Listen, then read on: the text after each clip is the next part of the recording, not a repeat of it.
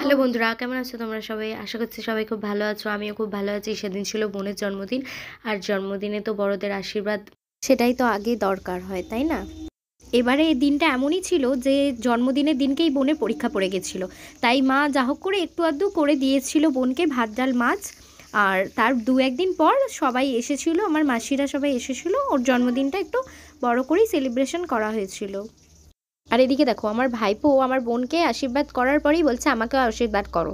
আমার মা যে ওকে নিজে থেকে আশীর্বাদ করতে দেবে সেটা তো ও হচ্ছে না, কারণ ও নিজেই আমার মাকে বলে দিচ্ছে যে কি করতে হবে। বলছে আমাকে ওই ঘাস পাতাগুলো আমার মাথায় দাও, তারপর আমাকে এই মিষ্টিটা খাওয়াও, তারপর মানে কি কি করতে হবে স্টেপ বাই স্টেপ ও নিজেই বলে দিচ্ছে। ওর যেগুলো পছন্দ সেই মিষ্টিটাই তুলে নিয়ে খেয়েছে, মাকে বলেছে এটা খাইয়ে দাও।